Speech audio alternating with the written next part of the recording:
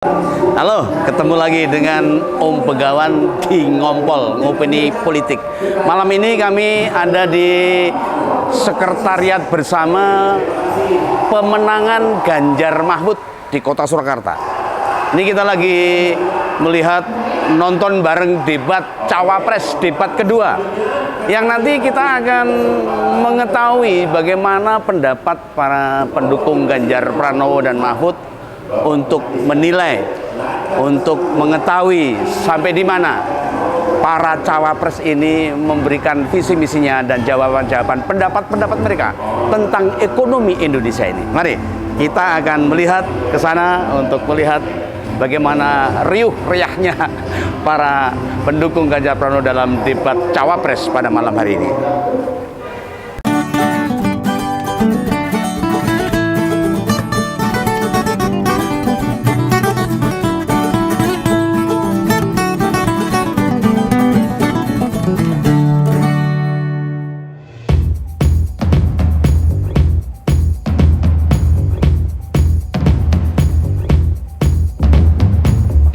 Mas Gus Jayanto, kami ingin menanyakan ini.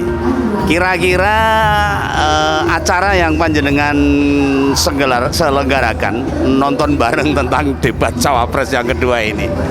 Tadi sudah melihat Gibran memaparkan visi misinya dan Pak Mahfud juga sudah memaparkan visi misinya, termasuk Caimin.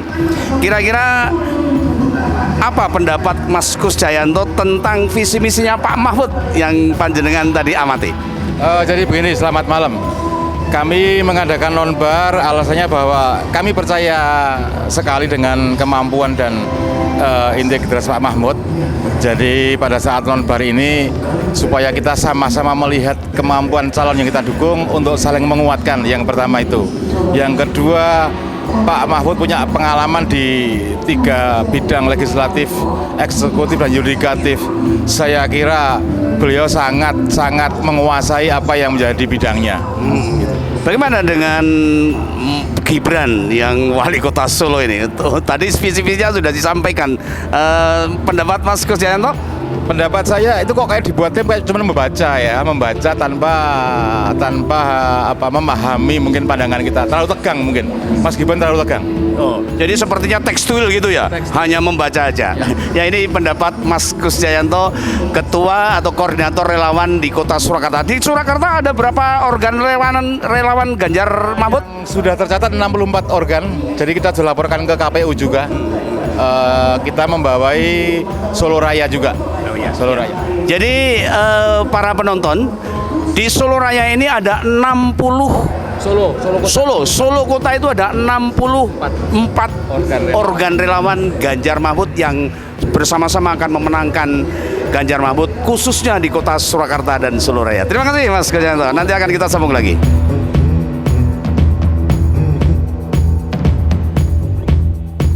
Mbak Yuli, ini saya mau sedikit bertanya ini. Tadi sudah melihat apa yang disampaikan calon wakil presiden dari Pak Mahfud, Caimin, dan Gibran tentang ekonomi digital, lalu investasi, dan yang satunya tentang penggunaan APBN, APBD. Menurut Mbak Yuli, kira-kira pendapatnya Pak Mahfud tadi seperti apa? Cukup lugas, tegas, dan tastes, ya, seperti apa yang sudah dijargonkan beliau ya, tastes.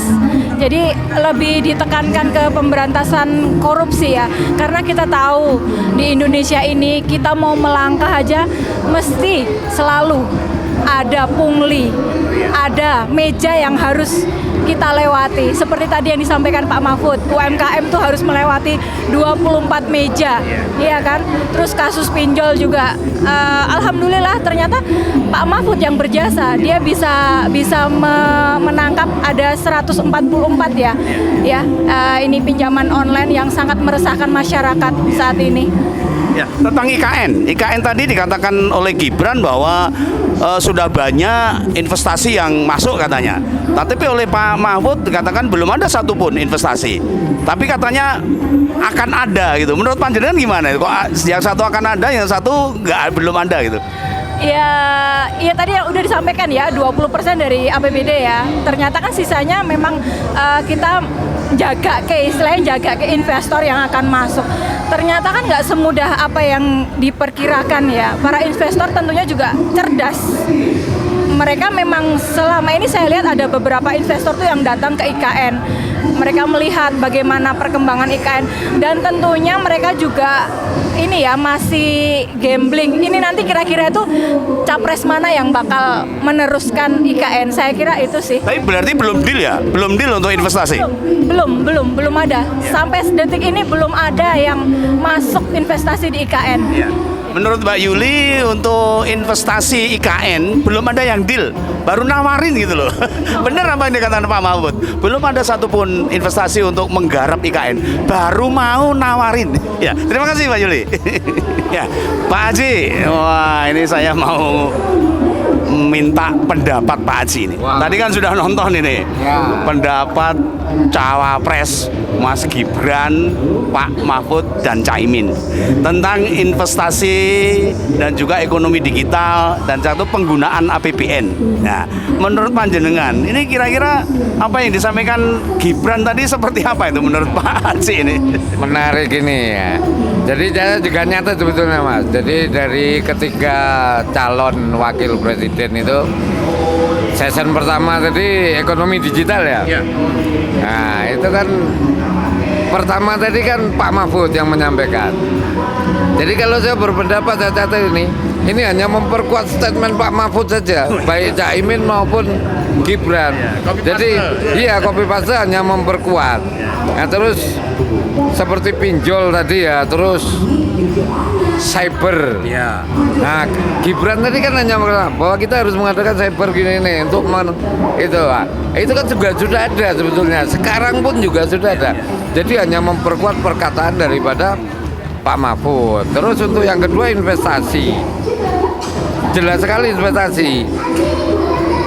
Pak Mahfud, Gus Imin tadi bilang bagus semua, tapi perizinan sampai saat sekarang itu berbelit-belit. Itu sendiri saya ratakan sebagai saya juga seorang pengusaha properti. Itu perizinan. Itu misalnya perumahan subsidi yang harus izinnya di instruksi presiden saja itu 44 hari, kadang-kadang itu sampai 4 tahun tidak selesai. Nah itulah, jadi yang diomongkan Pak Mahfud itu benar, perizinan yang ada itu sekarang minta ampun tidak sama dengan yang digembar-gemborkan oleh itu. Jadi kurang mengertinya. Kalau saya Mas Gibran itu tidak mengerti perizinan, kurang paham. Nah, padahal yang terjadi untuk investasi perizinan yang berbelit-belit. Jadi Gibran kurang paham tentang aturan-aturan perizinan ini menurut Pak Haji. Karena tadi beliau tidak menyampaikan permasalahan daripada untuk investasi. Untuk bantahan IKN Pak, tadi mengatakan Gibran katanya sudah ada yang mau investasi, tapi ternyata Pak Mahfud mengatakan belum ada satupun. Nah itu yang di season 3 ya, mengenai pajak, APBN dan APBD, prioritas untuk basic atau untuk SDM. Nah ini semua tadi tidak ada yang berbicara pajak, tidak ada yang berbicara apalagi Gibran tadi yang pertanyaan ini diambil oleh Gibran. Gibran sendiri malah ke IKN.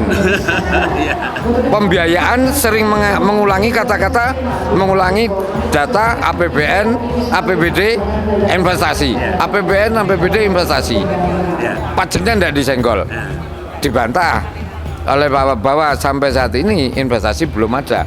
Memang Sedayu kemarin gembar-gembor, tapi jadi apa belumnya kan kita juga baru menawarkan. Berarti belum deal untuk memberikan investasi ke IKN.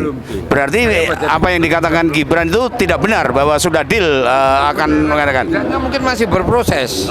Nah, proses itu bisa deal bisa enggak kan gitu. Berarti belum deal. Tapi kalau kita lihat Pak Mahfud, beliau ada di dalam kabinet. Nah, mestinya beliau tahu. Deal apa belumnya kan gitu. Terima kasih Mas Haji. Terima kasih. Pak Andreas, ini tadi kan sudah lihat debat untuk season yang kedua tentang perkotaan, investasi infrastruktur dan tadi ada perdagangan. Menurut Mas Andreas ini, kira-kira pendapat panjenengan tentang Pak Mahfud dalam memaparkan masalah perkotaan seperti apa tadi? Oh, saya nggak hanya melihat soal perkotaannya saja ya, tapi kan saya hanya melihat bahwa secara global aja bahwa yang bersangkutan itu mempunyai pengalaman lebih untuk di bagian masing-masing gitu. Jadi kan kalau saya melihat cara menjawabnya beliau dengan cara menjawab atau memberikan solusi terhadap perkotaan itu menurut saya sudah yang terbaik gitu loh. Karena bagaimana? Jadi dari pertanyaan itu kan kita ngelihat perkotaan, terus istilahnya kan pertanyaannya kan kenapa kota ini lebih dan sebagainya gitu. Bagaimana caranya untuk bisa menyamaratakan itu kan. Kalau Pak Mahfud kan tadi kan menceritakan dia bahwa apa sih sebenarnya rumusan masalahnya apa gitu loh. Dan setelah ketemu masalahnya, bagaimana sebenarnya cara yang solusinya untuk menyelesaikan masalah itu gitu. Nah itu saya akuin memang Pak Mahfud itu mempunyai kelebihan di situ gitu loh. Karena memang sesuai dengan pengalaman dan track recordnya beliau lah seperti itu. Ya, tadi ada pertanyaan ke Gibran tentang infrastruktur sosial. Pertanyaannya kan supaya tidak membebani APBN. Tapi tadi jawabannya atau ungkapannya tidak sesuai dengan pertanyaan. Menurut panjenengan apa sih yang dimaui oleh Gibran dalam menjawab tadi? Kalau dia bilang tadi infrastruktur sosial, kan dia bilang tadi soal stunting dan sebagainya. Saya juga aneh aja kok infrastruktur sosial kok bicara. Gitu loh. Iya, makanya memang yang kita tidak bisa pungkiri bahwa dia itu tidak menguasai sebenarnya materi itu gitu loh. Jadi sebenarnya apa sih sebenarnya tentang infrastruktur sosial dan sebagainya itu masalahnya gitu loh. Kalau cuman dari nadanya tadi dia menjawab dan sebagainya kayaknya dia agak emosional sekali ya. Sehingga dia malah berpikirnya tidak jalan. Menurut saya sih seperti itu. Pertanyaannya masalah anggaran, tetapi dia jawabnya pembagian makan gratis dan susu gratis. Betul. Dan itu sih sebenarnya kan kita nggak perlu lah yang namanya makan gratis dan sebagainya. Kan kita nggak mungkin lah dikasih ikan. Yang penting kan gimana caranya masyarakat ini diberi kail untuk bisa menghasilkan sendiri gitu loh. Kalau kita kasih ikan atau apa sendiri kan tidak mendidik lah istilahnya. Justru membebani APBN kalau makan gratis ya? Iya betul, dan membebani APBN terus kan kita juga tidak bisa mengawasi pelaksanaannya seperti apa gitu. Nah inilah banyak celah-celah yang bisa dimainkan oleh pengawasan-pengawasan ini yang agak susah menurut saya. Oke. Mas Andreas, ini ada pertanyaan satu lagi nih. Ya.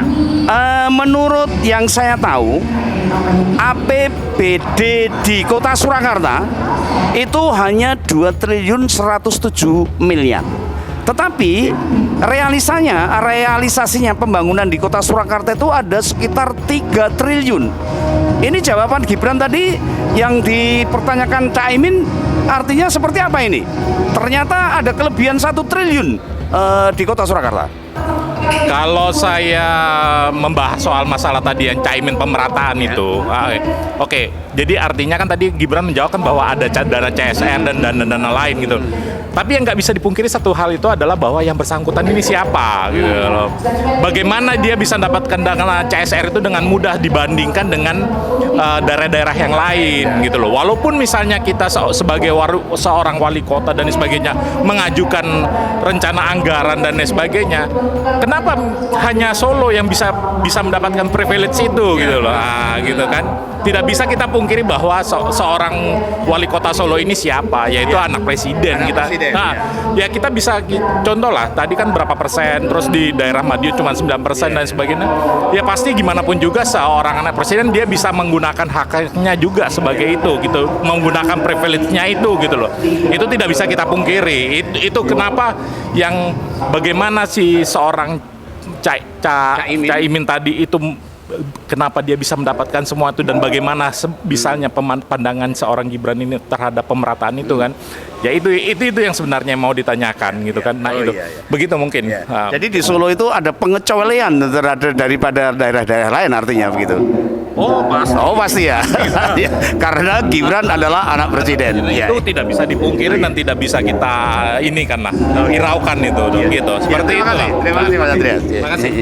Halo Mbak Esther. Ini Mama Esther ini, salah satu ketua organ relawan yang paling besar di Kota Surakarta ini. Ini ada pertanyaan ini Mbak Esther. Tadi sudah melihat tentang season kedua. Salah satunya adalah infrastruktur sosial gitu loh. Tadi ada pertanyaan ke Gibran itu. Bagaimana untuk melaksanakan infrastruktur sosial yang tidak membebani APBN? Tapi ternyata jawabannya Gibran itu justru tentang stunting, pembagian makan gratis dan susu gratis. Itu kan justru membebani APBN. Ini kira-kira menurut Mbak Esther tuh Gibran itu seperti apa ini? Kok jawabannya nggak nyambung ini? Ya kalau tidak nyambung itu berarti memang belum atau tidak menguasai, sehingga dia juga merasa bingung. Dan akhirnya jawaban itu ya seperti yang kemarin-kemarin disampaikan kepada kita masyarakat. Masyarakat sendiri juga menjadi bingung. Kalau semuanya tidak membebani APBN, lah kalau penyediaan itu dari mana uangnya? Bukankah itu uang dari APBN? Itu mestinya 400 triliun itu Mbak Nah. Esther ya. terus 400 triliun juga itu uang dari mana? Nah, ini menurut Mbak Esther, kira ini sepertinya Gibran tuh kurang paham atau memang tidak menguasai masalah materi ini? Yang jelas itu karena juga ya yang pertama ya kurang menguasai dan juga bingung untuk menyampaikan yang benar itu seperti apa. Akhirnya ya normatif aja yang disampaikan. Ya, terima kasih Mbak Esther.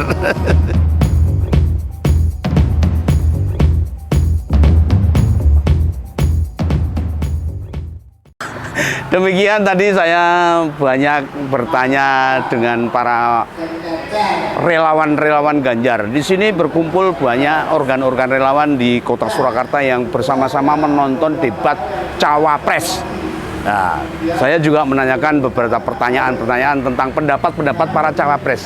Dan ini akan menjadi penilaian bagi para penonton ngompolers.